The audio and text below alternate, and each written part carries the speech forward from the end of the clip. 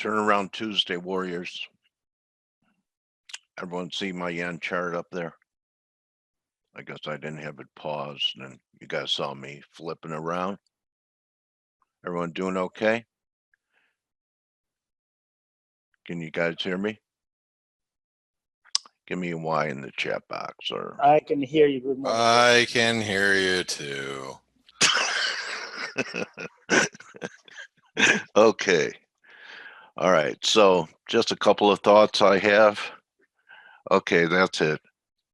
Now, anyway, I keep looking at this yen, and it's had every reason in the world, and we're not that far away, to take out the flash crash low down here. Not that far away. But we've had momentous rally in bonds. We've had risk off. We've had a huge surge in precious metals. What's it waiting for? So I'm not saying it can happen, but it sure is taking its time, and maybe one of these targets that may not manifest. So you still needed to do something right. And the only thing it's done right, if you notice, it's been diverging for quite some time. There's a little bit of a wedge look to it. We really have to start taking out some highs, like yesterday's high, 560. And even if the yen's still bad, why can't we trade 107, 107 and a half again? So this is a candidate for me. You could risk about 50 pips here under the flash crash low in case they just gun for stops, and that's it. Between the precious metals, you have silver twice as strong as gold. So I do have some small profits on the short side here.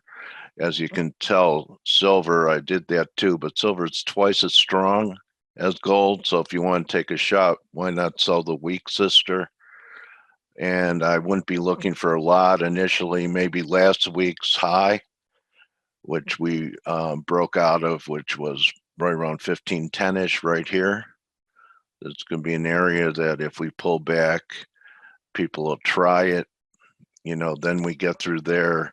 1500 is the 2-day off number on it.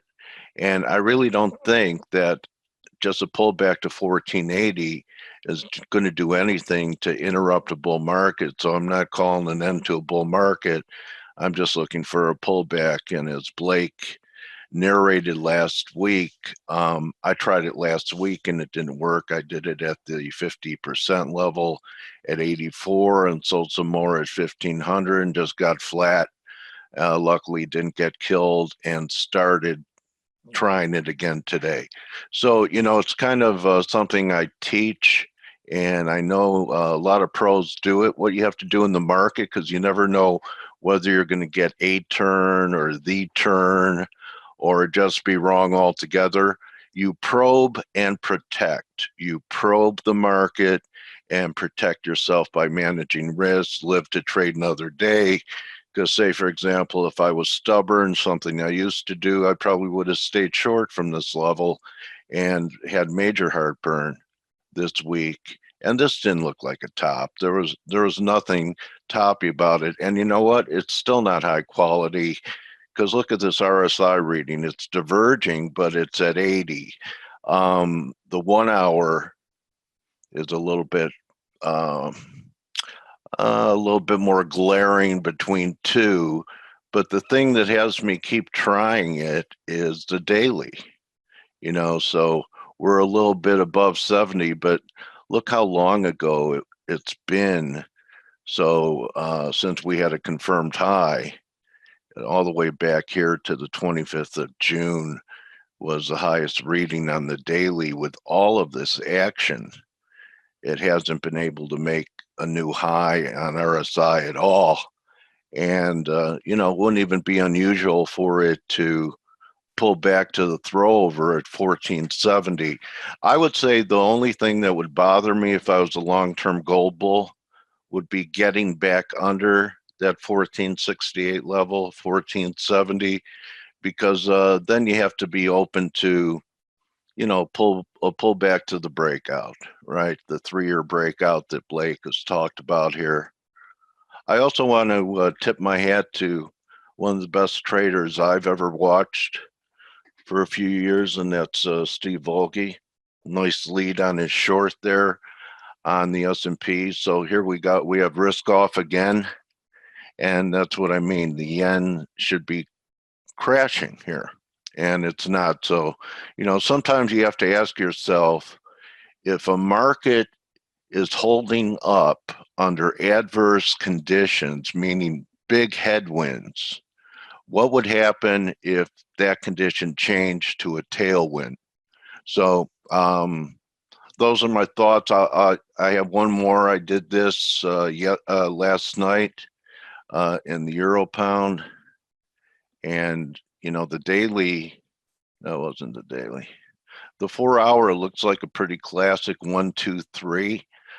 And I took a short last night and covered most of it, but I don't like this. But if we got one more push up in Euro Pound, I would attempt a short again, because then you'd have the 1 hour lining up with the 4. The daily is saying, don't look for a lot. The most I could see would maybe pulling back to this 90.5 or so breakout level. And there's stuff at 91.30. So they're just scalps. We're kind of in the position now where major moves have been made, and you feel late just, getting long Euro Pound up here, getting long gold up here, or you're probably not late if you're chasing S&Ps here, especially if we get, I don't know if any of the guys saw Jim Welsh's interview, but he's not a, cry wolf kind of guy. And if Jim thinks that there's a chance for that megaphone to play out and take out the December low, not today, not tomorrow, but next several months, that's still a possibility. You have to take that into your thought process. Did you see that interview, Blake? You played back at all? No, you know what? Thank you for reminding me, because I actually had that on my list of things to do this weekend, and then I got stuck doing. Oh, Jim also asked me that if you want to send him to send the letter to you, if that he's willing to do that, to send it to you. I'll just tell me which email you want it sent to. Oh, sure. Okay. Because I know you like his stuff. I do. I appreciate his work. So yeah, I do. I mean, there are guys that know fundamentals, and there are guys that know technicals, and there are guys that know both. Yeah, no, I think he's wonderful, actually. So yeah, he's a neighbor. He lives around here. So anyway, Blake, I don't know what to do with most of the currencies on the board. I mean, the dollar feels a little heavy to me, but I just don't know what to do. Well, first and foremost, let's talk about. Help me. Well, let's talk about this. The euro dollar is near its highs of the session, and that has got to have some bears pretty nervous. Yeah. So this is a bull flag, and it is. Just so you know, this bull flag points to 113.75, 113.80. Yeah. If we play out now, did you see this morning? You may not have, Dale. The German ZEW numbers, let's see, was the lowest reading since 2011. 2011. Yep, 2011. And this is a chart via investing.com on ForexAnalytix. If you have ForexAnalytix, cool. you can access this information. But dude, so that number, it's horrible. It's the worst, right? So it's counterintuitive that the euro looks constructive technically with all this bad news. The euro, yeah. So today we have inflation data, right? And we have CPI. CPI, and I just got an email from one of my colleagues. He was just like, he's a statistics dude, and he's like, we have conflicting data. Some drags on CPI would be like used car sales, or new car sales, excuse me. But you know, inflation from tariffs and whatnot could be, you know, a tailwind. So it's going to be interesting. But if the CPI numbers that we have today, let's see here. Let me get rid of this. So did the Boons make new highs on that weak data? You know what? That's a good question, because I hadn't even looked at the Boons this morning because I was too busy looking at everything else. The Boons They've been coming off a little bit. Yeah, they're coming off just a little bit, but still very much in a bullish trend. Really diverging there, though, Blake. Oh God, yeah. On that last time frame, not here. No, but even here, I mean, you can see this last move on the daily. Yeah, it's way overbought. We're reaching for the 161% extension of this last move lower, and I mean, we're pretty much there. I wouldn't be long Boons here, but that doesn't mean it can't go up. I just, you know, personally, it's like, I'm hell. It'd be hell or high water if I'm buying Boons right now, and it could go. I mean, we could rip to 180, and I would still end up missing a move like that. There's no way I'd chase anything like that. But that's just me, and I miss opportunities all the time, not chasing the market. But I'd rather, you know, here's the one thing about chasing the market and about falling into FOMO. And I always tell people this: if you are that trader that you consistently go, oh my God, I bought the high, or oh my God, I shorted the low. I'm like the low tick, or I'm the high tick. I have a real simple solution about never doing that again. You don't chase. So will you miss opportunities? Sure you will. But you know, you'll never be that guy that goes, or that gal that goes, oh my God, I bought it at the high.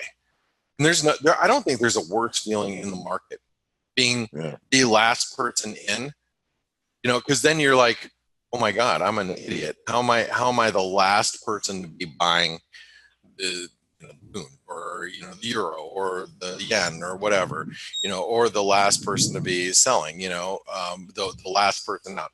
You just don't chase. If you don't chase the market, you only buy on pullbacks or short rallies, then you won't fall into that trap. So I advise people to write this down, Blake.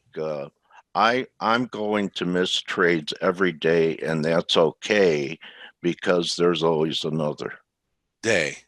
Look, I'm trying to rhyme like you, like a poet. Okay. Didn't even know it. But you know, really psychologically, that takes the pressure out. If people will just accept that and own it, that, you know, every day I miss a million things every day. Oh yeah, I mean, it's part of trading. You're gonna miss stuff, and you know, like I said, I look at the Boon right now. There is no way you would catch me buying this thing, and it could continue higher, but it could do it without me. But let's go back to the euro. All right, let's go. I don't want to get off track here, and I want to bring Stelios in. And just so you know, Greg is coming in today, which is great. Greg is going to offer his views on for Elliott waves on all these different instruments after the data. But if you want all of my analysis and what I do on a daily basis, all you have to do is go over to basic technical analysis tabs. Read the, you know, I do a lot of the intraday updates. I would say I'd probably do at least half, you know, and then we have Paul Franco. That's he provides a lot of analysis throughout the course of the day, and so does Amanda. But I provide a lot of the intraday analysis, as well as the end of day analysis. So if you ever want to read my analysis on all these different instruments, the end of day analysis throughout the course of the week, you're going to find my analysis there. So, and I didn't get a chance to update all the key levels of support and resistance today because I was running behind. But anyway, I want to talk about the euro dollar here. It is not falling on bad data. So if we have a weak CPI number today, I'm pretty keen on buying the euro dollar today, because if the euro dollar breaks this resistance here at 112.70, I think, or 112.30. That's going to be a pretty big breakout. And if you're short, you've got to be pooping your pants right now, right? Because you had the weakest ZEW number since the German German confidence, business confidence numbers since 2011, and the euro is up in your face right now. And just so you know, I was long the euro overnight. I got out of my euro at 112.18 just a little while ago. Actually, if those of you that follow me on Twitter, you probably are like, oh, Blake was short the euro. I wasn't. I was actually long. I was just saying it's unfortunate that people are covering right now, you know, into this number. I'm actually long the euro New Zealand, as most of you know. But the euro dollar, I mean, people have got to be really scared. I just covered mine because I know we're up against the resistance. I don't mind buying it again. Based on what I see here, we're going to 113.70, 113.80.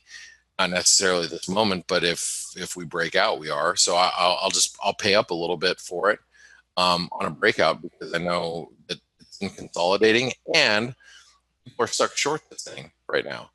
They're stuck short, right? And that's got to hurt.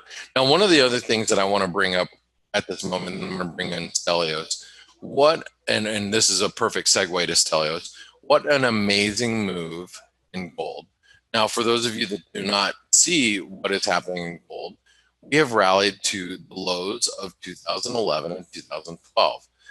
And this is a 161% extension of the last range that we had, or the 2016 highs to 2017 or 2016 lows. That's 161% extension. We have overextended beyond 161% extension of this move, side of low, all right? But we are testing a lot of resistance. I would be very nervous about being long gold here. That also makes me think about the euro at the same time, because that's the one thing that makes me just a wee bit nervous, is that gold is up at these levels and it's not going to head against really key resistance here. And if it does fail, that means the euro is probably going to struggle going much higher. So that's a little concerning to me from a gold perspective. And gold, I think SI was at, I was at 94 last night or something like that. So, obviously gold feels like it could peak around here. That doesn't necessarily want me to make me want to short it. I'm just saying that we are up against some key resistance, and we've definitely traveled really far. And for those people that are the euro's just continuing higher, for those people that are shorting gold and have been shorting gold and or silver on this move up, have found themselves really getting destroyed. So just you got to be obviously extremely careful with these moves. Right? Blake, yeah, you know what? Hey, good morning. I was actually talking about this in the chat room this morning, and I was saying, I am still in the long term pretty bullish gold and silver, but the way it's gone so fast and the way it's reaching, like you said, the 161 extension, and it's reaching the underside of the 2011, 2012 lows, wherever that was, I can't remember. Yep. I did say that probably now's the time, because somebody asked me, are you going to short gold? I said, look, I only play gold and silver to the long side, but this is the point where I'm lightening up pretty much all of my longs, apart from my physical stuff, which I'm going to keep forever probably. But I said that I think we're due for a pullback. How deep will it be? I don't know. But like you said, sentiment, positioning, very, very bullish. So right. It's probably a good risk-reward trade to be short, but this has had so much momentum, and I still think it's a buy the dip market. But if somebody wants to short it, this is probably the best position I've seen in a while to short gold. So I agree with you. It's like if you really want to short it, this is the level, right? I'm sorry, I just took my euro New Zealand off here for those of you that were long. So we're at the 618. I actually still want to be long. I mean, I'm taking it off more because data is coming up and I don't want to have exposure going into it. But I think you're absolutely right. If you're going to take a shot at gold and you want to short it, this is the place. We've been targeting 1535 for I don't know how long. I mean, you look at like our gold analysis. I mean, I've written 1535 probably about I don't know, 20 times in the last month, about, coming up to the 1535, 1535 level, um, so I know we're heading into there, and now that we're here, it's like, dude, being on the long side in gold here, that's dangerous. Being on the short side of gold, I guess if you're going to take a shot at it, this is the place, right? You could probably short gold and point stop if you're willing to take that type of risk.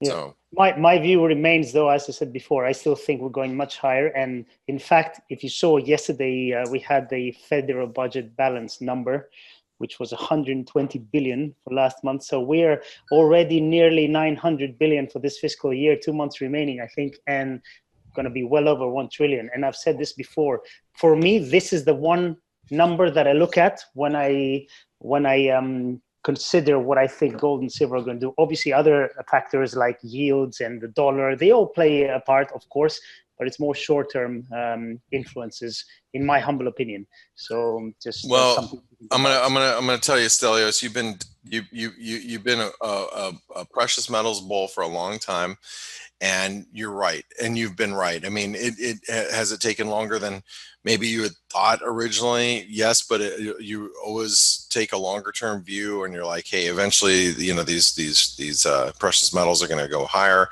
and here we are, and it's been a great call, longer term, and congratulations, because I know you've been playing it, like, yes, seriously playing it. So I've had quite a few silver longs over the years, but it's taken its time, like you said. It needs a lot of patience, and at times it was months where they were doing nothing, and that's the very frustrating part. But yeah, of course, but very well done. Great call, now, Stel. yes, just wonderful. Now, what we should do is really take a look at the dollar yen ahead of the numbers really quick, and Stella, so I'm going to let you maybe comment on a couple other things that you might be looking at, but let me go over to the dollar yen really fast, because this is what we're going to cover going into the CPI data. We're at 161% extension, which always makes me a little nervous, and that is of the last move higher, basically the June range. Right. Isn't that interesting, Blake? Both gold and yen are at 1.618 targets. Yeah, that is, but it's significant too, and it's not like we don't see assets go to 261% extension, right? Which obviously happen, but I think you've got to be a little careful with dollar yen shorts here, as we're just consolidating. Yeah, this is a descending wedge. Not saying that it can't break down. When you see a descending or an ascending wedge, there are higher probabilities of a reversal, but doesn't mean that it will reverse. So I always tell people, I'm not a statistician. I'm not a guy that's going to go, plow through 30 years worth of charts and data to go figure out the answer. It's just, I don't have time to do that, nor do I really care. I can just say, based on my experience over the 20 some odd years that I've been trading, to break to the downside here is probably about a 30-35% chance. To break to the upside here is probably more like 60-65% chance. So, we have a higher probability of breaking higher in the dollar yen on the hourly, but that doesn't mean it's going to happen. It could definitely break lower, and especially you get a weak number, and we could be plowing through those lows and retest the lows from 2019, which come in 104.63. It's a beautiful wedge, Blake. Yeah, you're a pretty good chartist, man. Oh, thank you. I appreciate that. Well, it's we'll see what happens from here. Like I said, there's nothing saying that it can't go down. It's just we're getting to that point. Did you learn most of your things in school visually? Are you a pretty visual guy? You saw it, you remembered it. Yes, I am more a visual learner. I am. Okay. I always have been more of a visual learner, for sure. So I see. Yeah. So I see. I get it. So Stelios, what other? I mean, it's obviously it's a summer day, but but you know, we got this big move in the euro dollar. How do you feel about this euro move on these weekly numbers?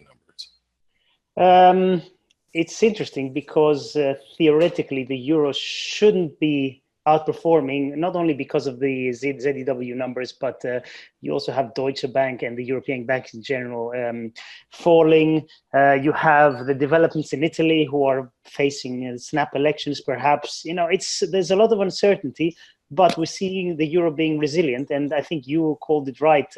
Couple of days ago, the euro has become a funding currency, so it's seeing support because of that. But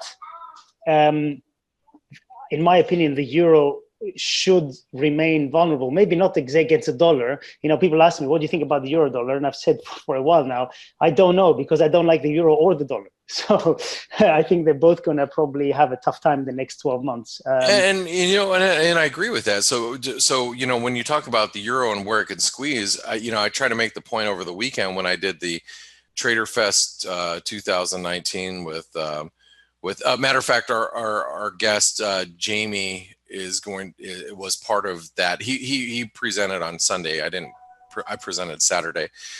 So I missed what he had to say. Boris Schlossberg was on with me, and I made the point that that I don't think the euro is going to 120 or 130, but I think that we could squeeze higher from here. I mean, I could see the euro trading up to 115, 116, without much of an issue. And but I think the gains are fairly limited with the dollar because I kind of agree with you. I agree. I think we could see 115, but that's going to be on the back of dollar weakness and not euro strength, in my opinion. But yeah, but it is climbing that quote unquote wall of worry, right? Yes. Yeah, yes. I mean, we are seeing that wall of worry in the euro, and it just continues to garner some strength. Now, it'd be interesting to watch the euro during its inflation data. I think its inflation data is going to be pretty key for the dollar just in general. So we've got about 3 minutes. Anything else that's popped out? Yes. Okay. Yes, we should mention the situation in Argentina where we had the not elections. How do they call it? I forgot the name of it. It's like a pre-election basically, and the current president lost by a big margin, and the Argentine peso dropped something like 25%, and the main stock index over 45%. I mean, that's incredible as a one-day move. It's not going to probably not going to have a big effect on the euro or the dollar like we're seeing, but contagion in the South American countries, and we're seeing the peso was the first one that flew on the back of that. So the Mexican peso, I mean. So that's definitely worth noting and keeping an eye on. And the other thing that we had today was we had some important data out of the UK, which was employment data and earnings data. Employment was good, so unemployed actually the claimant count change was better than expected, but unemployment rate ticked up 1.1%. And that tells me that participation rate is going up, because I can't explain it otherwise. So that is not a bad sign. Now, when participation rate is going up, that's usually a sign that the economy is improving, let's say. And also, the average earnings index plus bonus was up 3.7% year on year. Now, compare that to 1.9 or 2% where inflation is. That's a very healthy gap for the average UK worker. So all in all, the UK data were good. And I always say to myself, imagine how it was going to be if we didn't have this Brexit uncertainty. And as a result, the businesses, they're not taking risks, they're not investing, they're staying put. So I'm gonna buy the crap out of the cable if we get a deal, a Brexit deal. Yeah. I mean, I'm gonna buy the heck out of it. I don't mind missing the first 100 pips. I really don't care, because it's going to be a big move. So yeah, I agree with that. All right, here we go with inflation data. We have approximately 10 seconds. So here we go. All right.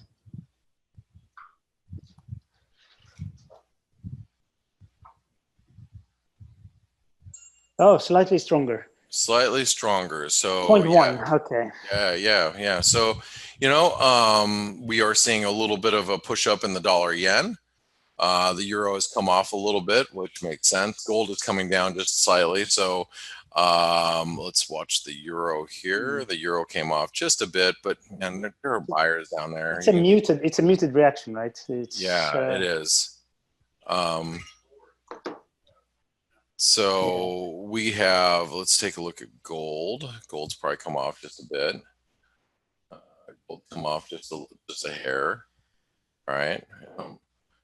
But I still look around, and I don't necessarily want to be. I don't think I really want to be bearish. Gold. Well, if you're dollar bear, this is dollar bull. This is the number you're looking for, and the market's not doing much. So no. If I was long the dollar, I'd be scratching my head and getting a little bit worried now. Yeah, and so let's go. Here's the dollar yen. I mean, I think we have to watch the dollar yen if it breaks 105.50. Okay, let's see the euro. Is the euro just kind of hanging around? Still, we're still below that support. I think we need to break. Obviously this trend line here at 112.30. That's going to be a big deal. The euro New Zealand just started pushing up again. I had to go out and buy it again. After the data, I'm like, okay, well, I can get it. I can be long. So I picked that up one more time. Let's see if we can get any type of decent moves here. The cable is just hovering. We got to break above 121 change for that to turn. And this Kiwi is just getting demolished right now. Kiwi. Ugh. If you're long a Kiwi, you're probably thinking, oh my, is that stronger inflation data actually just pushed the Kiwi to new lows on the session. I personally find it very hard to be long a currency whose central bank is notoriously dovish. I have a problem with that. And the RBNZ. Go ahead. I was going to say the RBNZs, they showed us last week, they cut 50, and they're very clear on the way they're thinking, I think. Oh yeah, and they're clear that negative interest rates is not out of the scope of possibilities here. So let's see the dollar Canadian, firming up here. It's probably pushing up some pretty key resistance in the Canadian right through here. It's a nice little resistance zone. So if we break above, 132.75, make it a little lift. See the dollar yen still pretty firm, but really 105.50 is where we got to break. Overall, still it's not a big reaction. I think I'd have to agree with you here. If we had weak German numbers, right, which we did, and then we had stronger inflation, my question that I'd be asking myself if I was short the euro dollar is why isn't the euro down here and why is it up here? And therefore, I might be getting a little nervous with any euro dollar shorts that I had if I was trading the euro right now. And for me, I'm buying the euro above 112.30. But I'm trying to put myself in the shoes of somebody who's trading the euro right now, and that it's holy cow. I'm short and it's still not going down. So what am I going to do here? And those are the questions that, I ask myself when I'm trading the market. Is I try to put myself in the shoes of the person in the opposite trade of me. What are they thinking right now? And those are some viable thoughts. So gold is coming off, and like I said, I Stelios, I have to admit, gold. This is your price here at 112 or 1530. I guess the question is, how far can gold really come down? I think any move down now to the 1450 level, this is the place where you probably want to be looking to reload for long somewhere down here. But that's a lot of room. You're talking about a 70-point move in the gold market if it decides to really come down. Yeah, well, you know what? The market has to work off these very bullish positioning and sentiment. So I wouldn't be surprised if it goes down towards, will it hit 1460? I don't know, but I think, you know, to get $50 on the downside, you know, it's very doable, because you know how markets are. They never go in a straight line, although they're trying. Yeah, it's hard. It's definitely the tougher way to make money. Is, you know, you want to make $50 the hard way. It'd probably be short gold. For me, I'd rather be a buyer on dips. And so if we can get a dip down, you know, and work off the overbought conditions, you're right. You know, look at like the daily chart. Its relative strength is very divergent. We are overbought. So you know, we've got to work off some of those conditions first before we, you know, can reset and move higher. And, you know, for me, I look at gold's move as being extremely bullish, and I don't think it's topped by any stretch of the means. But, you know, again, this is one of those situations where you don't want to really be buying in the strength. You want to buy on dip. So yeah, any significant dip, I think, in the euro dollar, I'd be looking, or excuse me, in gold, I'd be looking for long. Let's see, the cable's not moving anywhere. Let's see what the Aussie and the Kiwi are doing really quick. So the Aussie trading pretty heavy. We are at our lows of the session. Yeah, look at the Aussie, still weak here. The Kiwi looks horrible. The Euro New Zealand, you know, it's like one of my favorite longs right now is the Euro New Zealand. Let's see what the dollar Mexican peso looks like. As you mentioned, that move yesterday was off the move of the Argentinian peso. We came down, reset, but you know, I look at the U.S. dollar Mexican peso, and this is one of those things that I've mentioned a lot as of late. Is if we continue to be risk off these commodity currencies, or excuse me, emerging market currencies like the peso, you should take a look at the South African rand. Very similar situation. This thing is extremely strong. The rand is weak. The dollar is strong against it. I feel the same dynamic in the dollar mex, and a move above 2020 would be extremely bullish for the dollar Mexican peso. And if you really want to just avoid the dollar just in general, play the Euro Mexican peso. This could be a really explosive move, because you want to talk about a funding currency. You know, you take a currency that zero bound, which is the euro. Take the peso that, you know, yields over 8%. You know, this is going to be a massive squeeze. You know, above the 22.20 level.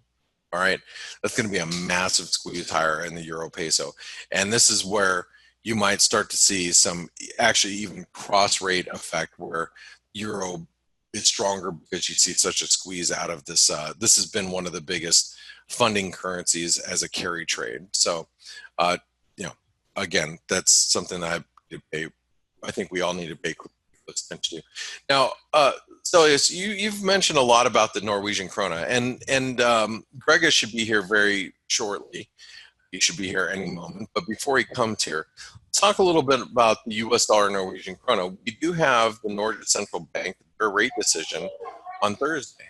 So how do you feel about the U.S. dollar Norwegian krona, or the Norwegian krona right now?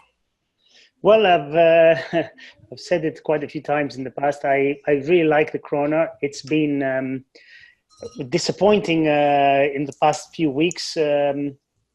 Very hard to really understand why. I mean, CPI has been dropping. It was like 3.5% only a few months ago. Now it's much closer to 2%, the target. But as one of our friends in the chat room pointed out, the krona, the central bank buying, central bank selling of krona. There's a lot of seasonality, and in the summer months, apparently they're one of the causes where the krona usually underperforms. But overall, you know, on a macro level, I really like it. The problem is that they're now not expected to hike anymore, although they were expected to hike. They've hiked this year already, and they indicated that they're going to hike once more, but at least once more. But with what's happening and central banks cutting rates, I think that's now gone out of the window. I still really, really like the trade. I actually like Euro Norway more than dollar Norway, but I like them both short. And I do have the position. So that would be the krona long, basically. Krona long, yes, Okay. versus the euro and the dollar. I have them both because I don't want to know what happens to the euro dollar. I just want to be long the krona against both currencies. And I still believe in the trade. I'm slightly underwater on both, but the carry is flat between the two pairs. So, and my style of trading, it's more long term, and I don't have tight stops, so I am going to stick with it, and I really believe in it. So, because if you look at the fundamentals of Norway, it's an economy that's doing very well. So, I still like it. It's been very difficult, though, very difficult to stick with this, but I'm sticking with it. Okay, well, I'm for me personally, since I actually like the euro on the long side. I'm a euro. I can't say I'm a euro dollar bull. I'm more of a dollar bear, but I think the euro dollar exchange rate is going higher. Therefore, I think the USR and Norwegian krona will eventually break down. I think for me, the catalyst is going to be below 882 or 880, you can roughly say, and a move below 880 would signal to me that we're actually ready to turn lower, and maybe that may come as soon as Thursday, especially if the Nordic Central Bank happens to be a little bit more dovish. Analysts are very split on how they feel that the central bank's going to go, but I think Thursday is going to be a big catalyst for the USR and Norwegian krona for those of you that are following it. Well, I know Greg, he had to run to the restroom, but he's coming in. Coach, did you have any questions for us before we turn it over to Grega? No, looking forward to hearing the wizard. Yeah, the Wizard of Waves. Let's see if he's even here. We have to bring him over from the attendees, don't we? I don't think so, actually. Do we? Okay, let me check. I think we do. He's not here. I don't see him. Let me search for that. No. So maybe he's going to be here in a minute or two. Oh yeah, because he just sent us a message on Skype that he's going to be coming in here in just a second. So while we're waiting for him and to get his analysis, just remember, guys, if you enjoy what you hear here at the FACE webinar, make sure you visit our webinar sponsor. That's Forest Park FX, and you can get to them from our homepage. You can get to them right here where it says, do you want ForexAnalytix for free, and you want to join our reimbursement program, or if you're part of our community already, you can click on the Forest Park FX link right here at the very top.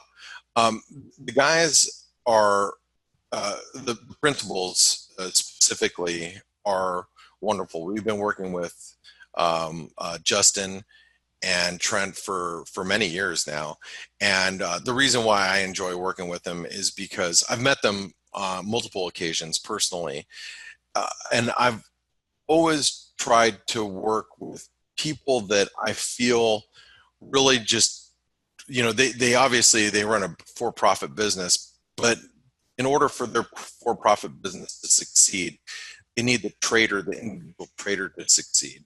And that's important to me, kind of like ForexAnalytix. We want you guys to make money. We feel that our tools can help produce gains and reshape the bell curve as far as successful traders versus unsuccessful traders.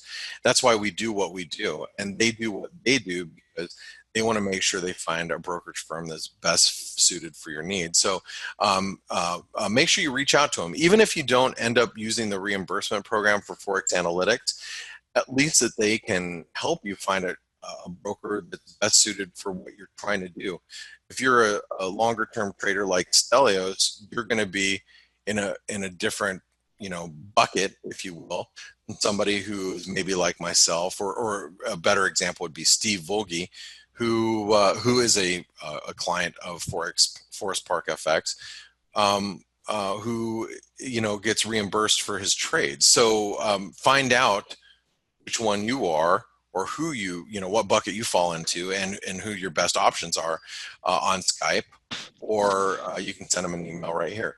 So let's see, is Greg here? Yes, I promoted him to panelist, so he should be here. Great. Let's see if we can unmute Grega and see if he's here. Good morning, Grega. Hey, what's up? Hey, he's here. What's happening? So the people demand, traders here demand to hear from the Wizard of Waves how you feel about the current situation. We're just looking at the euro and how damn strong it is despite all this weak data that we've seen. We've seen weak ZEW numbers today, and we've seen strong inflation data, yet the euro is trading near its highs. That's got to be a little bit of an issue for anybody who's short right now. And so we'd love to get your views on some of these currency pairs. And am I lagging, or are you? I mean, I don't know. So something is interrupting it. Blake, you've been lagging a little bit all day, but oh, I have. Okay. We can hear you more or less, yeah. Okay, well, hey, you know what, Grega, I'm going to go ahead and pass it over to you because you're not lagging. You sound great. I'm going to let you, Coach, and Stelios take it from here. Okay, buddy. Okay, great. So there's no Steve around? Steve is not here. Okay, awesome. You going to be all right, bro? I'll pick your brain like Steve does. You guys have a great day, and have a great interview with Jamie a little bit later. Thanks, buddy. All right, see you guys. Thank you, Blake. All right, Blake. Thanks, guys. Bye-bye. Where do you want to start, Wizard? Yeah, I have several notes here. Okay. I just went through the charts earlier, so just give me a second.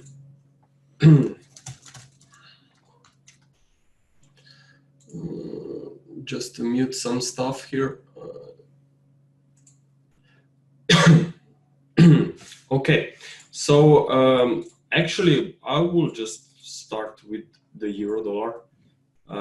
We talked with Blake around euro dollar last week, and actually I was expecting or tracking different wave counts, but the one very important key level was probably this down there around this trend line. Okay, and since we recovered very significantly this month, I just think that even more upside on euro dollar is in the cards.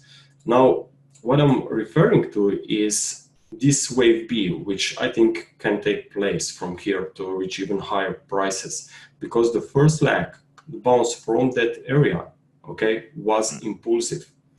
So in my opinion, either we are going to see higher prices for a wave 3, maybe even for a wave C, but more upside is in the cards. Now, if we take a look on the dollar index, this one is also having a very nice pattern, beautiful pattern actually. Notice waves 1, 2, extended wave 3, wave 4 pullback, and then an ending diagonal that probably reached the top here for a wave 5. Now, when your ending diagonal is completed, you would expect a retracement back to the area of a former wave 4. Of course, this is still far away, and to confirm this retracement back to the wave 4, you want to see this lower trend line of this wedge broken, okay? So for now, I would just focus on minimum expectations, which means back towards this lower trend line support. So there is still room for more downside, 100 points or even more, which means that euro dollar has room for more upside. Now, if you go back to the euro dollar, you can actually see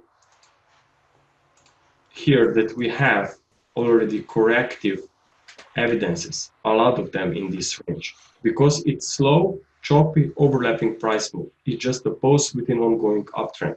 So that was an impulse. This is a correction. So the simplest way is that you always just prepare or track 3 waves of a pullback on the market, because 3 waves will occur more often than 5 waves, obviously. So in my opinion, as I said, either we go higher into wave C or wave 3. Now, if this short-term outlook is correct, then we are already progressing now higher into this third leg that should be made by 5 waves. So I'm expecting break above 1250 this week, and ideally we will see extension even towards 1350. Okay. Okay.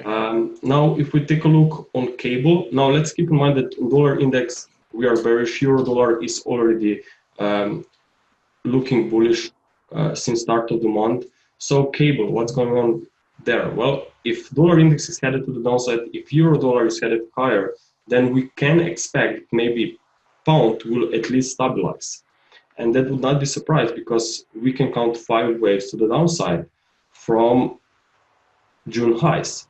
Okay, so what's going on here is that actually prices are now testing this trend line resistance of this Elliott wave channel. So if we break and close above this channel, I think that wave 5 low is already in place and we will just continue to move to the upside. And this makes sense if dollar index will just continue to break down from current consolidation, same as euro dollar, obviously. Okay. Okay. So another thing is that commodity currencies, some commodity currencies are recovering. Aussie dollar is one of it. I'm looking at potential. Let me check if I have this one here. I don't have it here, but anyway, you see that this could be actually a head and shoulders bottom, right? Mm-hmm. Here is left shoulder, head, Right. and right shoulder. But of course, any head and shoulder formation is just as an assumption that this is the head and shoulder until the neckline is broken, right? So we are still far away from that level. But technically speaking, we are at very nice potential support here. We tested this 67.45. We are still trading around this level, but if we recover above 67.95, then I would probably be looking for long entries to catch this wave C or wave 3 to the upside. But I have a few concerns regarding Aussie. Why I'm not still long here. First is gold. Okay, gold has been breaking to the upside today. Now it's reversing slightly, but we haven't seen a follow through on Aussie. Okay, this is the first thing that worries me. The second thing is that Aussie did not rally with gold string. That yes, bothers exactly. you. Okay, all right. The next thing is that maybe this has something to do with Chinese yuan. Okay, Chinese yuan is actually bearish and shows room for much more upside from here, at least on the short-term basis, because I see prices now. Zoom this in. I see prices now in a wave 4, right? So expecting push higher into wave 5. So having that in mind, I think that even Aussie could stay weak against the US dollar, right? So, I mean, but technically speaking, if this is head and shoulders pattern on Aussie, it still could be a very good trade if suddenly something changes here and Aussie rallies. But because of gold, which after all could be in a 5th wave, I will go into this in a second, and because of Chinese yuan, you really have to be careful with any longs on Aussie. So in my trading, based on those intermarket relationships, still, if the pattern is good, I still may take a trade, but probably with much lower risk. And the second thing is you want, in such case, even more evidence that you are on the right track. So as I said, 67.95, it's a very important level. If you see a daily close below above that, then I think that this correction would be identified as completed, and I would be looking higher for prices into wave C or wave 3. Okay. So you're going to get to gold. I know I follow your writings, Greg, and you were allowing for this type of rally, but your macro up here said that we could be approaching not just a high, but a reversal zone. On gold. Gold, yeah. Yeah. I mean, if we take a look on gold, shall we go to monthly chart? Now this is very interesting. Clear 5 waves down. We showed this chart plenty of times. And now we have a 3-wave rally. Now, one possibility is that this was actually a triangle here for a wave B, okay, with very small wave E, and we are now already in final stages of this wave C, or wave B has finished actually here, okay, on August 1st of 2000. 2018, and we are now in a new 5-wave cycle. In such case, there would be room for even more upside. So the key level will probably be the 61.8%. Even if we're not following Elliott waves, everyone will pay attention to this level, right? We are now, however, at this first potential resistance swing lows back from 2011, 2012, and 61.8%. So everything. Where's 61.8 come in, around 1580? Yes, 1600 around there, yes. Okay. Also, maybe round figures are psychological levels as well. So everything what will happen here will be important. Of course, if I would be placed long here, I would probably still remain in longs, but would aggressively pull stop to the upside, and I would be watching the price action very closely at this level, okay, to find a reason why I should close my longs, okay? I will not sell my gold here if I don't see a confirmation of a reversal, because obviously I can be wrong, okay? So if I see a 5 waves drop, then I would look to sell gold if I would own it, or I would short it, okay, to profit on declining prices. But for now, it's still, I mean, honestly, it's still, gold is still bullish, right? But as I said, what will happen here, it should be very important. Also, it should be very important what will happen with the dollar index. I mean, if once the dollar index will complete this big corrective setback that we are tracking, probably this will happen still by the end of the year. That's when actually gold may form a top as well. What is also important for gold is to keep an eye on gold ratios versus S&P, versus crude oil, and versus euro. Okay, so I have here is versus the S&P 500. Here is versus crude oil. And here we have versus euro. And you can see that on all of them, we are approaching and testing very important swing levels back from 2018. This was at the start, actually also 2018 versus crude oil, and this was against the euro. We are actually approaching levels from 2012. Okay, so clearly, again, from an Elliott wave perspective, let's assume this is just an ABC. You would expect move to the above wave A and then a reversal lower, right? Right. And same thing here on crude oil, same thing here, maybe against the euro. New high and then a reversal lower. So if I consider what is happening against several major markets with gold and what kind of a structure I see on gold here on a monthly chart, I really would not be surprised if we see a reversal coming in play by the end of this year. Okay. Also, gold is at extreme levels based on positioning for the COT.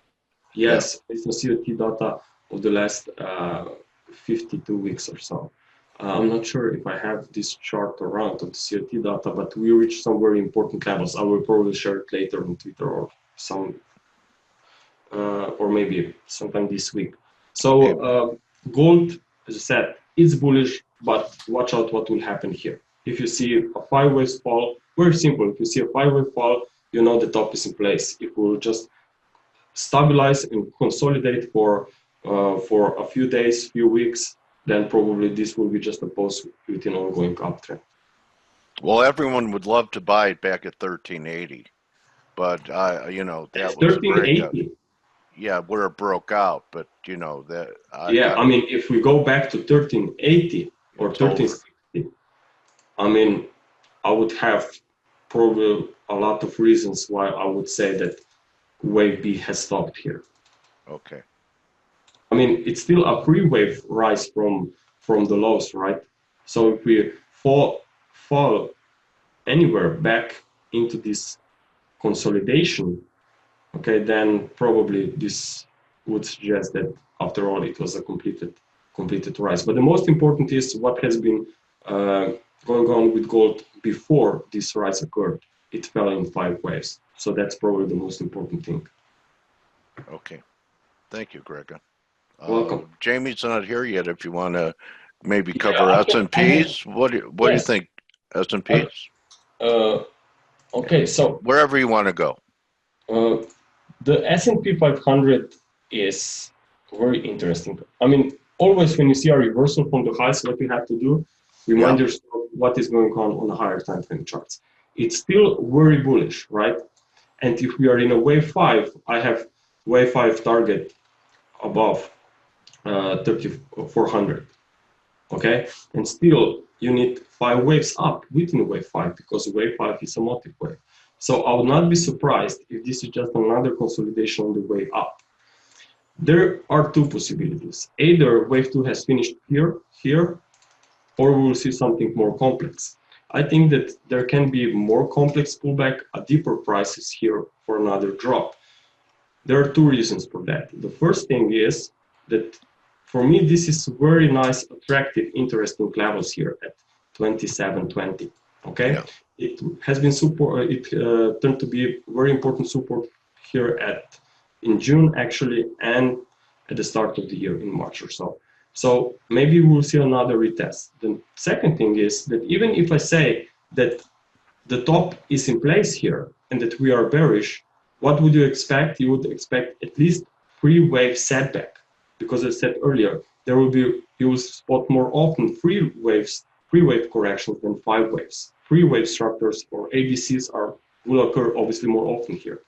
Okay, so from that simple perspective, I think that this is high probability that we will see another leg to the downside. The next thing is you should observe the price action on the lower time frame. Watch out the 4-hour here. What happened? A very nice 3-wave rally back to 61.8%, okay? And we are now turning to the downside and already breaking this very important trend line. So it looks like a flag on the way down, and I would not be surprised to see a drop further into wave C here, okay? The next thing is that we have to remind ourselves what is going on with the 10-year. Okay, the 10-year US notes are bullish and still did not make 5 waves up from that July lows. This was wave 1, wave 2, wave 3, and looks like that we are now just consolidating here on the way up. So it looks like the wave 4 either is finished here or it will turn to be even more complex. Every correction can become always more complex, okay? So it's important to keep an eye on common invalidation level of different corrective possibilities, which means at a wave 1 here. So for me, I think that there is room for more upside here, which means yields could come lower, so the S&P 500 could also come lower.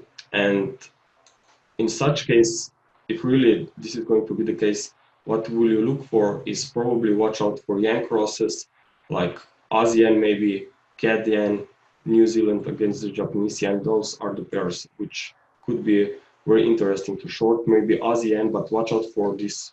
Ideally, for higher prices at 72.80, this would be much better price to go short rather than sell it here at the lows. Now, if we take a look also Kiwi against yen, I can see prices now at the lows, so it's a little bit tricky, but still, I would definitely love to see higher pullback rather than sell it here at the lows. Okay. Yes, Jamie, you're in the right place. Okay, go ahead, Greg. Okay, so also another thing is important is probably the S&P 500 versus the euro dollar. It has a perfect negative correlation for the last few days. Just let me try to pull this out. Okay, you can see here we have the S&P 500 declining here into August 5th. Then we have euro dollar rising. But what is really interesting is that actually, despite this rise here of the S&P 500, what happened with the euro dollar? It just moved sideways. Okay, so now when stocks could potentially break lower into this third leg, euro goes up. I think that euro dollar will just continue the out from the consolidation. So we finally have the answer to that question: is maybe dollar outflows are part of the correction in the S&Ps. So, okay. Well, thank you very much, Greg. Thank you. Clarified some things for me. Always great to have you here. and appreciate your writings and your views. So thank you very much, bro. Thank you. Enjoy. Okay, so now we have Jamie here. And Jamie, I'm going to make you are in the right place. So let me find you again here. Participants, I just had you. Okay, there you are. And I'm going to promote you to panelists, bro. And then I'm going to make sure you're unmuted.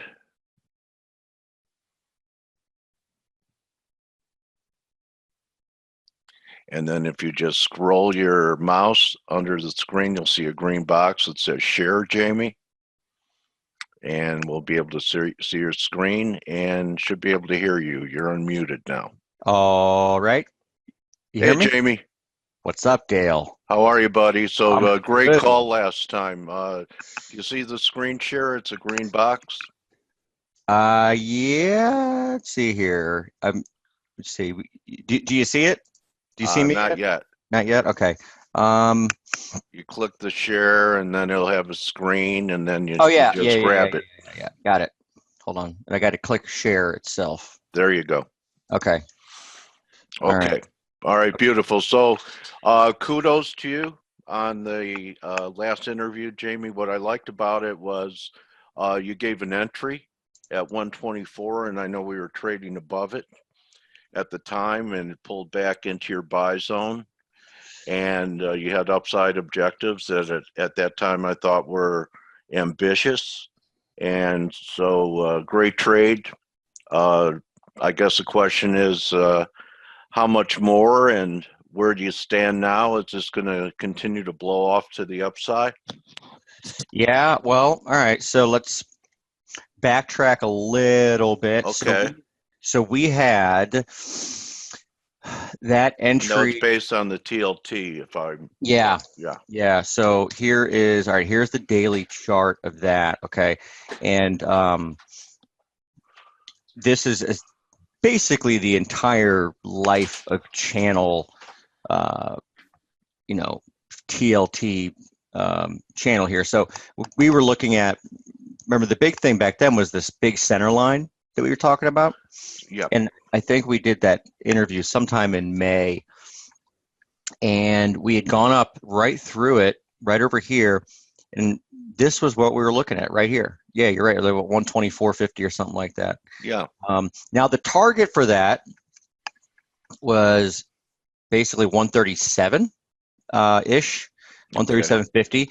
And the logic behind that was I will make this real quick so that this will be, so the pink lines here in median line analysis, you have symmetry is a concept, and you go from the line where you bottomed to the line that is equidistant from the center line, which would be this line. Right. Now, what happened was we gapped to that line, actually gapped over it. Yeah. And we haven't stopped. We haven't stopped. Yeah. So where's that big line up on top? The big black line. We're going there. Right. Well, at some point, I guess you have to really consider it, right? Yeah. So something that I noticed yesterday, I wrote yesterday's post was actually mostly about TLT and the long bond. And if you look at the last last two, this would be the third, okay, the big drops, right? The expansion, when you went to new highs, right, and we're more or less at a new high. In fact, where are we going to open up here? 140. We are 143.60 in the pre-market right here. Okay, that is basically the all-time high. All-time high is for 143.62. So we're there. But you go to the 127.2 extension, right? That is a fib, and the top in 2012 was close to 127.2 of the drop from 09 to 2010. The next one dropped from 2012 into 2014. You almost went to the 127.2, pulled back to the median line, went back to the 127.2, and that was the top right there, and that was the Brexit top.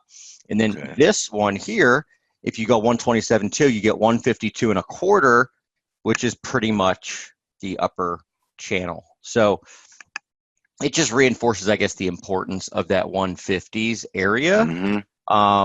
It is pretty hard for me to believe that you don't try to pull back a little bit. And let's go to the post from yesterday, because there are a bunch of things in here on TLT. So I did see Grega talking a little bit about the 10-year, and I'm thinking the same thing here, in the sense that if you just zoom in on two structures, one from the July low, and one from that pullback low last week, right? We are making 5 waves up, right? And I know the way that you look at things, Dale, this would be kind of your third drive, if I'm right, kind of a first drive, second drive, third drive, right? So that's going on. We need to get a pullback here somewhere, though, because we're up at 43.6. We need to get a pullback to get a third drive, if you will, or a fifth wave in Elliott from here. Okay, so there's still 3 drives, I think, are pretty much similar to ending diagonals in That's Elliott. Right. That's right. So the first drive would be like the first number, looks like you have 3 before the pullback in August, early August, and you had that pullback to 138, and now we're making a second drive up here, and then you get a pullback, and then the third drive would be where you have the big, the 5 up there. So basically, I learned it from J.R. Hill, but after talking to Elliott, it's analogous to an ending diagonal. Well, yeah, and it's analogous really to just Elliott. 'Cause I mean, if you think in Elliott, right, you have 1, 2, 3, 4, 5, but 1, 3, and 5 are the motive waves, right? In the direction of the trend. So that's 3. That's 1, 3, and 5, right? 2 and 4 just interrupt those. So it's it's the same idea. Now here's let's go back real quick to this chart on here, and if we look at, I'll go to a 4-hour chart because we can see it a little clearer with intraday. Here's the channel from last November's low, which was just such a beautiful support show on that parallel. But here's the channel from that low. Now, here's another thing with channel techniques. When you trade out of the channel, as we did on the 7th, when you pull back to the top side of that channel, it tends to be support. That's exactly what happened. Look at that. You can see that right here. Now, then you have 2 targets from that. You have the half channel extension, which is here to here extended up. We're going to open up on that line, basically. I would say that to look for failure up here, like on the open. And the second one, or the full target, is the full channel extension. That is up here, and that's going to intersect that really long-term, multi-decade channel on September 5th, September 6th, okay? It's like a runaway gap you had into that above channel there. So you had your breakaway gap lower and a runaway gap since you're into like the parabolic stage. Right. So my, belief, just looking at this and looking at some of the momentum stuff, which is off the charts, is that you're going to fail up here relatively soon. You're going to pull back, consolidate, breathe, whatever, maybe back to 137, something of that nature. And then the final run up into the 150 area. But let's look at this. Okay, so here is, for example,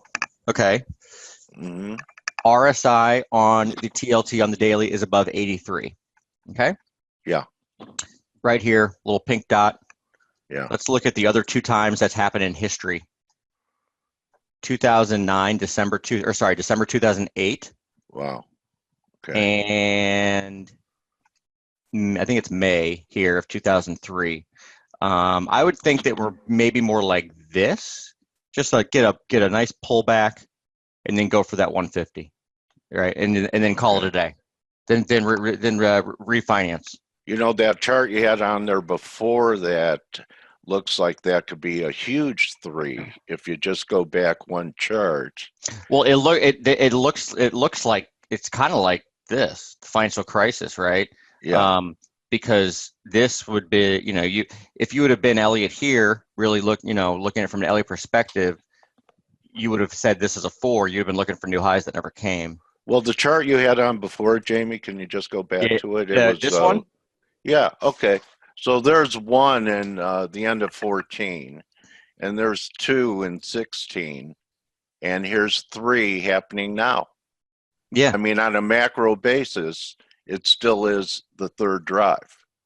Yeah. You see what I'm talking about? Yeah, absolutely. So you're saying interesting.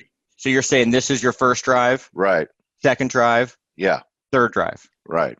Yeah. So this could complete the whole thing. It could. But there's still, you get run over trying to top pick it. I'm going to write down that 150 number.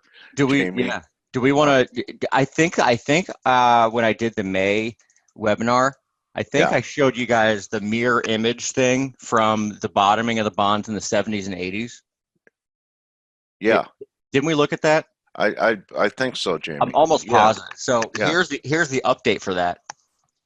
Guess what? Oh, okay. The analog of it. This is. It says that this is the Fractal. week. This could be the week of the top. Wow. Interesting. Wow. So love your stuff, bro. So this, again, you take it weight of evidence approach and with the understanding that you're never going to get it perfect, although you can strive for it, right? But I don't know. Given the sentiment, the momentum, it's the most crowded trade in the universe. Yeah, I do. I think that you kind of have to try. I mean, last year, what was there? I forgot. 1.5 trillion or a billion out of stock funds all went into bond funds. It's the most crowded trade in the world. Negative yielding and instruments everywhere. Everyone feels so safe in bonds. I know, don't they? Yeah, I mean, well, that's the thing. That's the irony of it, is that we've gone so safe in bonds, or people, historically is what it's. But now bonds are so high that they are not safe. That's right. Well, how about gold, Jamie? Because they've kind of run together. Sure. And sentiment on gold is, I don't know, DSI's in the upper 90s. Yeah, gold I think it is. So I had 2 things on this, on gold. Hold on here.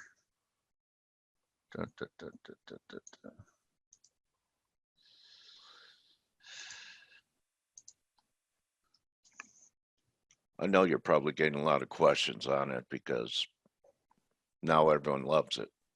Right. Okay. So gold. We can look at a couple time frames here. We've got poking up through that median line through this channel. Okay. Yeah. And I thought we'd try to get a bigger failure up here. Let's see how we close today. Right. Yeah. But also, this also speaks to kind of strategy and trading each market based on its own chart. It's just its own thing, like not trying to take cues from other markets. So this channel here was a beauty. Once we hit up here and pulled back, this was the time we got bullish over here. Okay. Right. Once you broke out, you take some off here. By here, I'm out. And at that point, if we go all the way up here, it's going to suck for, think you missed all this move. But at this point, you've gone into silver because we got the silver breakout, right? Right. So the silver breakout was over here. So, you'd be out of gold and into silver.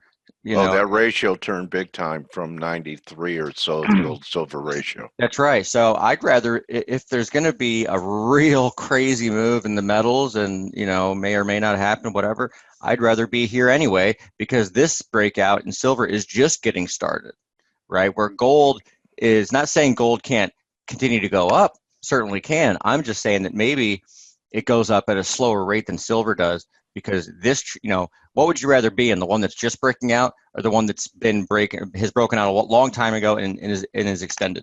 You know what I mean? Well, I look, you know, you've been in the business for a while. A reversion to the mean of gold silver ratio for many years, I saw a trade between 40 and 50. Yeah. So, you know, I mean, if it just came back to 70, that's a big trade. Yeah. Right. Now, if we, let's go one more look on this gold chart here. This is the like full Monty chart. Yeah. Way back, right? 1970s, on and on and on. I remember that. So I barely. Oh. If you remember it, you weren't having enough fun. Anyway, yeah. okay. Yeah. There you go. I like that. Here's this gold chart, and if you know you really want kind of an aggressive target, for at least the way I look at things, you trade between these two levels for the most part, especially over the last couple of years. And you can see here the top in 2014. All right, obviously support throughout. Yeah. Including by the way 2018, just a year ago. This is August 2018. In fact, yeah. What do we bottom? Like, I think we're going on. No, I know, but I think on time, I think we're going on 1 year. So that's right. It was August in Asia. It was August. That was long when they took it down $40 in Asia. Yeah, August 2006 or August 16th, 2018. So, isn't it funny how you always remember the markets when you were the wrong way more than when you were the right way? Totally. Yeah. Anyway, so this level up here, 1710 ish. If you want something nuts, that's it. I would still, you pull back. I'd say 1440 support, which is going to be middle of that congestion. And by the way, it's also the high from 2013. So also another thing that I did, I know we're probably getting a little closer. We're okay. Okay. Another thing that I alerted our members to the other week was, let's look at even this base back here from, I guess you could say 97 to 03. Yeah. A 6-year base for the most part. That's what this is. This is a 6-year base. They're kind of similar in shape. I mean, saucer. So yeah, well, look back then, even then, right? Even during this gigantic run that you had, right, from 2003 up into close to 2000. How many pullbacks did you have here? You had a lot. Yeah. Right, and even the initial one, you came back and you tested this level here. So even if we are in some going to $5,000 or whatever, you see some of these crazy forecasts. I'm not saying that they are or are not true, but I'm saying, correct strategy, correct way to think about it. You're getting a little frothy up here, and it's not within the realm of possibilities. See, 1380 again. That's what I mean. It's not outside the realm of possibilities that you could pull back. And 1375, this old level here. Yeah. Maybe that's the new 325. Like it. Yeah. So that's all I'm getting at. A pullback in the larger grand scheme, big picture context of stuff, a pullback here would be totally normal, right? And it would really reset the market for a healthier move. So anything else on your radar? We have time for another market if you want to cover one more. Yeah, sure. Well, why don't we kind of continue with what we were talking about last time, and it's on this, of course, and that would be dollar yen. Okay. There you go. Let's see. Yeah, you were talking 92. You're still in that camp? I don't see why not. All right, so so here it is. Yeah. We're threatening the flash crash low right now. That's right. And this is the big picture chart that we had back in May or whatever, and you know, it's not going to change for a long time. But if you're looking at this for more of a, at least what I'm looking at right now, I think you always want to be prepared for, you know, kind of, well, the opposite. Yes, you want to look and see where the where you could very well be wrong, but that's right. But before that, even you want to know where the levels are that are important. And we are sitting. Here's a median line thing right on it. Yeah. Here's the symmetry, right? Where did we come from up here? That high right after that was during Asia after FOMC. Right. Right. It was a couple hours after it. We topped right on that, what I call the 25 line. The 75 line is here. This is actually your first level to expect a bounce. This line? It's this line right here. And if you do bounce, then you want to be trading within the same parallels. In this case, that's going to be the line off of this low, and that's going to be about 106.30. So there's two levels that you want to know for resistance, in my opinion, based on this analysis. That's 106.30 and about 107. 107 might be a little aggressive, but if you get something like the BOJ coming out and trying to support it, maybe you get a spike there, who knows. But what if we got over 107, Jamie? And the bonds and time-wise are near a top, because I know you say, you know, don't put them together, but I can't help myself. Of course. That if the bonds are, you know, not going, TLT's not going to 150, but your analog or fractal that you showed that we might be peaking here, isn't it possible that the yen might be bottoming here? Sure, I guess, yeah, sure. But we have to also look at the interest rate differentials. But here, before we go on this dollar yen, so two levels for me, 106.30. Right. Really over that, I don't think you want to see much over that. If this is really a bear, so I'd say that I wouldn't even give it 107. Yeah, I even tried it today.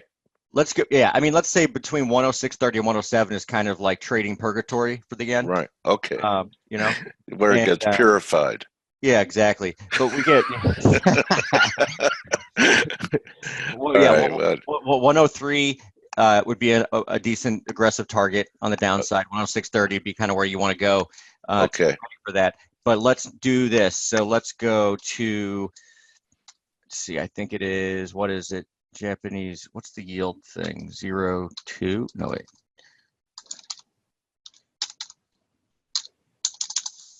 Yield. US. Is it J? Okay, here, JP 10Y. All right, here, we're going to do this. So we're going to go.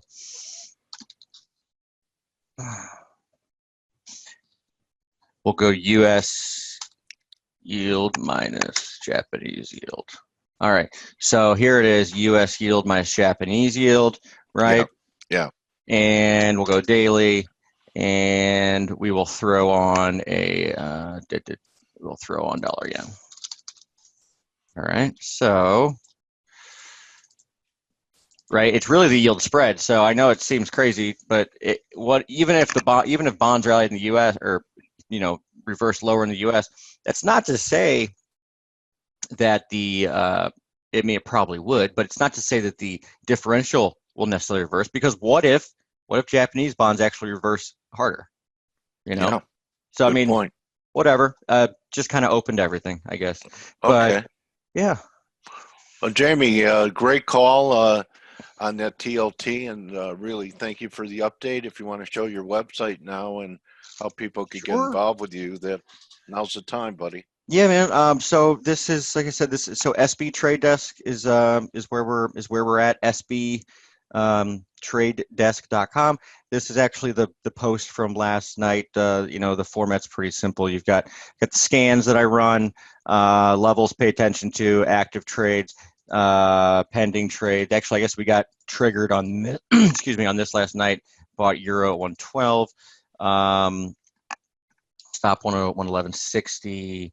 And then the charts, and again, last night we looked at euro, Aussie, pound, dollar yen, and then a lot of TLT and bonds. But yeah, if you want to go to that and check us out, feel free to. Love to have you. I do webinars for the members too, as does my partner, Mike Boutros. Yeah. Okay. But the webinars I do them. I was doing them during the morning, and I actually started doing them recently at night because it's just I'm so swamped trading for doing other stuff, and I'm doing them Wednesday nights. So if you can't attend the webinars, you can always ask questions online or via Twitter or whatever too. So that's that. Thank you so much, Jamie. It's always a pleasure talking to you and getting your views. You're one of the best. And thanks. I have a high amount of respect for what you do as well. Well, I appreciate that, and I want to thank you for edifying our community again, and really opening our eyes to things that I don't normally look at with your median lines, etc. So, really appreciate you being here today, my trading warrior brother. All right, Dale. Thanks a lot, and be back at some point again in the future. Yeah, we'll talk in the fall. Maybe we'll be talking about the great bond top at TLT top at 150. Who knows? I think we will be. All right. All right, buddy. Thank you, everyone. That's Jamie Satley, and you can follow him at Jamie Satley or go to his website, MB Trade. That's right. It's MB Trade, SB, right? SB. Yeah, it's right initial there. So thanks again, All Jamie, and have a great week. Have a great summer, and may pips rain down on you and Michael and all your clients. All right. Take care. All right, so that's a wrap for us on Turnaround Tuesday, everyone. Remember, don't just count your pips, count your blessings, and we'll see everyone tomorrow. Adios.